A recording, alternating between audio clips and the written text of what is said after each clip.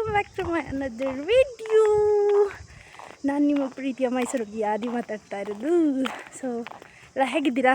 ಚೆನ್ನಾಗಿದ್ದೀರಾ ಅನ್ಕೋತೀನಿ. ನಾನು ಸಖತ್ತಾಗಿದ್ದೀನಿ. ಯಾವಾಗ ನೋಡಿದ್ರು ಬರೀ ಬೀದಿಯಲ್ಲೇ ವಿಡಿಯೋ ಮಾತ್ರ ಮಾಡ್ತಿರ್ತಾಳೆ ಅಂತ ಅಂದ್ಕೊಂಡಿದ್ದೀರಾ? ಸೊ ಇಲ್ಲ, ನಮ್ಮ ಚಿಕ್ಕಮ್ಮನ ಮನೆಗೆ ಹೋಗ್ತಾಯಿದ್ದೆ ಹೊಸಕೋಟೆಗೆ. ತುಂಬ ದಿವಸದಿಂದ ಕರಿತಾಯಿದ್ರು ಬಾ ಅಂತ. ಸೊ ಹೋಗಿರಲಿಲ್ಲ. ಹೇಗಿದ್ರು ಕೆಲಸ ಬಿಟ್ಬಿಟ್ಟು ಮನೇಲಿ ಇದ್ದೀನಿ ಅಲ್ಲ, ಸೊ ಹಾಗಾಗಿ ಹೋಗೋಣ ಅಂತ ಡಿಸೈಡ್ ಮಾಡಿ ಹೋಗ್ತಾಯಿದ್ದೀನಿ.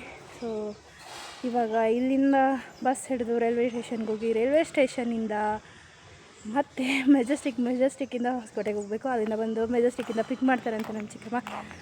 ಸೊ ಬನ್ನಿ ಹೋಗೋಣ. ಇದು ನನ್ನ ಪುಟ್ಟ ಜನ.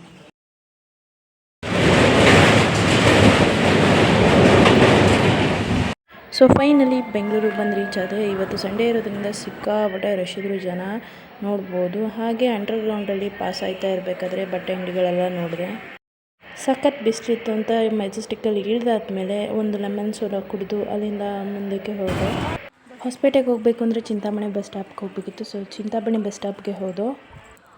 ಹೊಸಪೇಟೆಯಿಂದ ಇಳಿದು ಅಲ್ಲಿಂದ ಬೇರೆ ಆಟೋ ಮಾಡ್ಕೊಂಡು ಹೋಗಬೇಕಿತ್ತು. ಹೋಗೋಕ್ಕೆ ಆಟೋ ಸ್ಟೇಷನ್ಗೆ ಬಂದು ಫೈನಲಿ ರೀಚ್ ಆದ್ವಿ.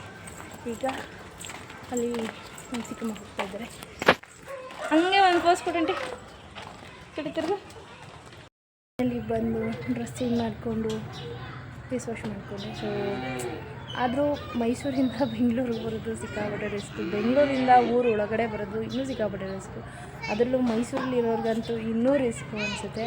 ಯಾಕಂದರೆ ಇಲ್ಲಿಂದ ಇಲ್ಲಿವರೆಗೆ ಬರೋದು ಸಿಕ್ಕಾಪಟ್ಟೆ ಟೈಮ್ ಹಿಡಿತು. ನಾನು ಆಲ್ಮೋಸ್ಟ್ 2:30ಗೆ ರೀಚ್ ಆದೆ. 2:30ಇಂದ 6 ಗಂಟೆ ಹೊಸಪೇಟೆಗೆ ಬರೋದಕ್ಕೆ ನಮ್ಗೆ ಹಿಡಿತು. ಯಪ್ಪ ಸಿಕ್ಕಾಪಟ್ಟೆ ಟ್ರಾಫಿಕ್ಕು.